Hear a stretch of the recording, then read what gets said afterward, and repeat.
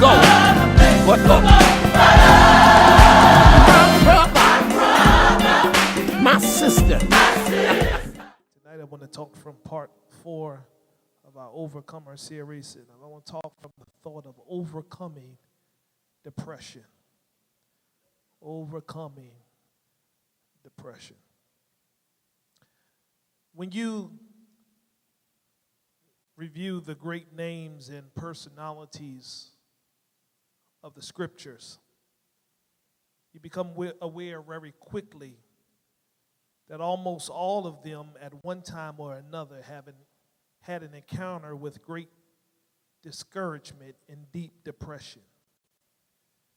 Sunday we examined Job. Job is noted as a man of God, blameless and upright, whose staggering losses and long and painful illness brought him low. But over there in Job chapter 7, verses 6 to 7, says, my days are swifter than a weaver's shuttle, and are spent without hope. Oh, remember that my life is wind. My eyes shall no more see good. When you read that, that sounds a little depressing to you. Moses is described as the meekest man on earth and rises as one of the greatest examples of an ordinary man who submitted to God, became one of the greatest of all the Old Testament characters. Yet he was faced with the task of being a leader and general answer man for over 1 million Hebrew people, as well as the administrator of God's law.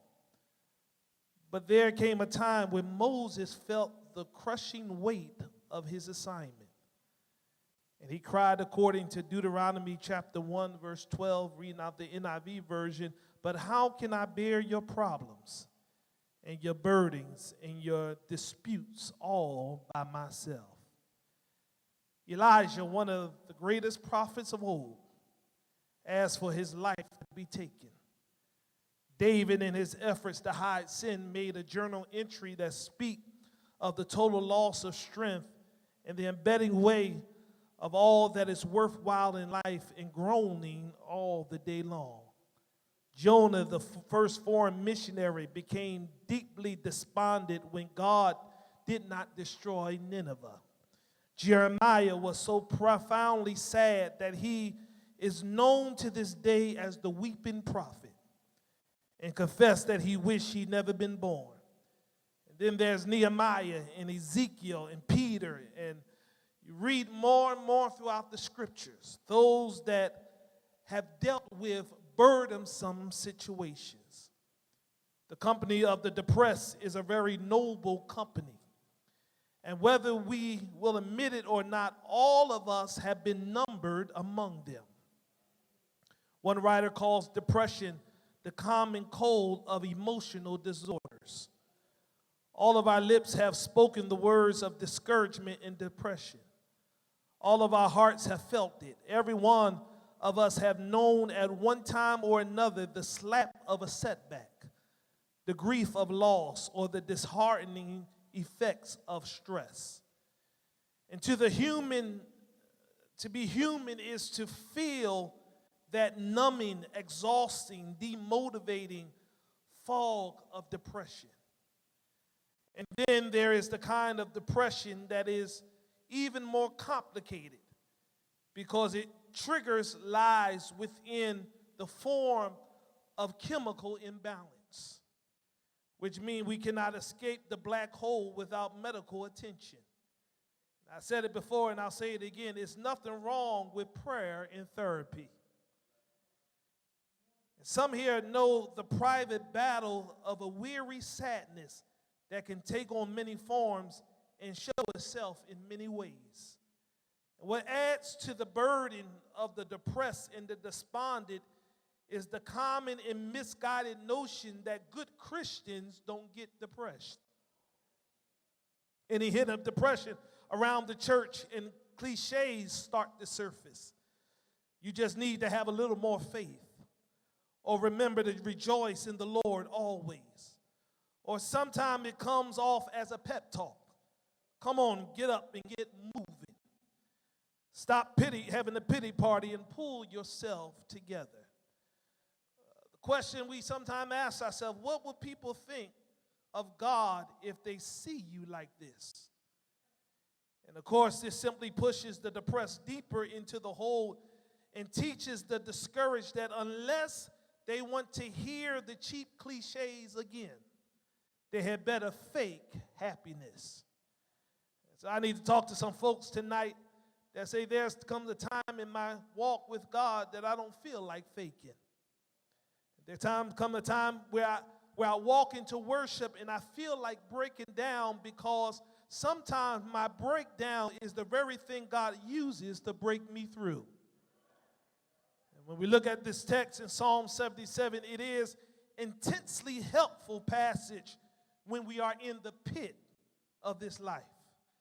And let me outline a few steps that gives us a pattern we can follow to regain our emotional equilibrium when life gets you down. First thing we see in the text is that when life seems to get us down, that's the time we ought to send an SOS to God.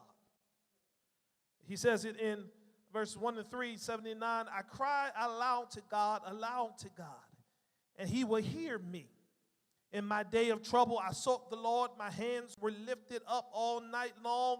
I refuse to be comforted. I think of God. I groan. I meditate. My spirit becomes weak. Right away, we hear the hopelessness. Asaph draws pictures with words that depict desperation. For instance, the word trouble in verse 2 describes a feeling of being confined, of the walls closing in. And Asa felt like he was in a dark tunnel, only there is no light at the end of it.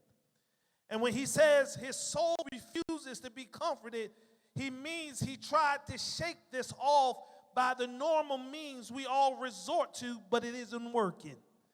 He closes verse 3 by saying that when he meditates, when he ponders the situation, trying to think his way through his problems, my spirit becomes weak. His emotions sabotage reason.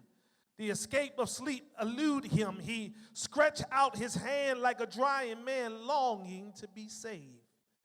And perhaps tonight you can identify with his feelings, but don't miss what his first response. In his battle with depression, he doesn't pretend. He doesn't bury this disillusionment. He doesn't fake happiness. There is no indication that he turned to food or shopping, alcohol or gambling or any number of other means people normally use to cope with depression. Instead, he got honest with God. Really, in saying, I cried aloud to God, aloud to God. He shouted to God. He yelled his prayer to God.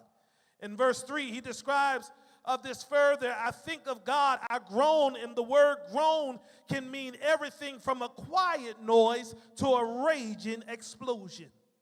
And down in verse 7 and 9, he feels in some of the content of his prayers. He says, will the Lord reject forever and never again show favor?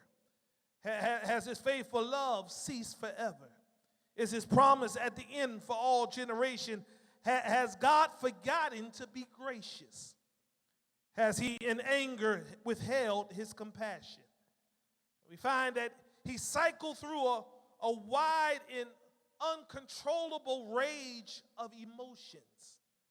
But he didn't try to hide that from God. In other words, he was real and reverent. He was honest, but yet he was humble. He asked God the hard question that depression raises, and we find no indication that God is put off by that kind of unvarnished truthfulness.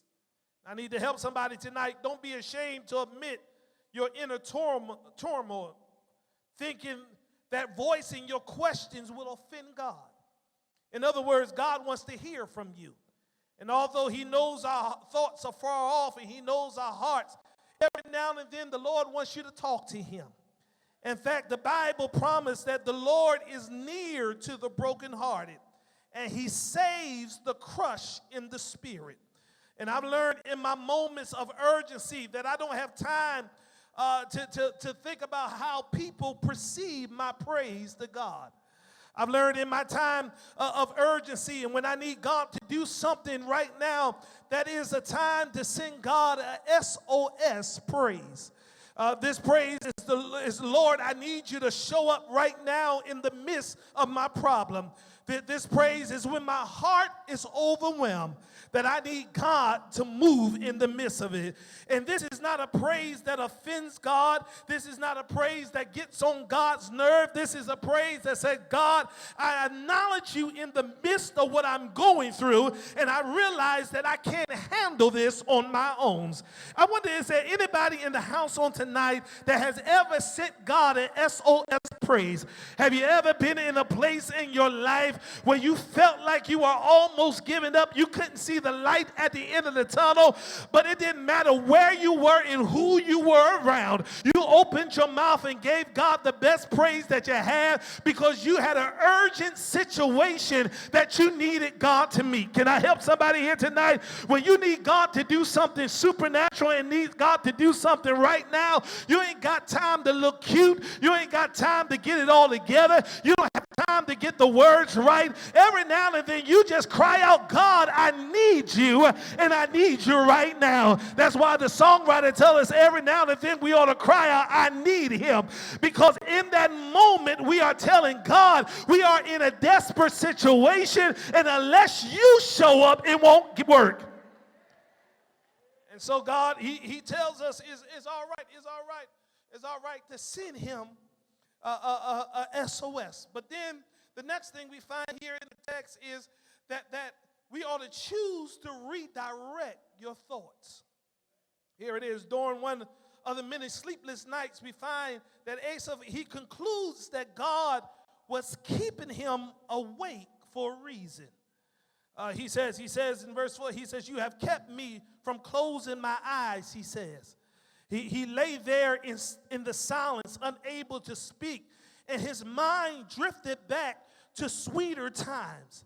And verse 5 says, I consider the days of old, years long past. At night, I remember my music. Watch this. I meditate in my heart and in my spirit ponders.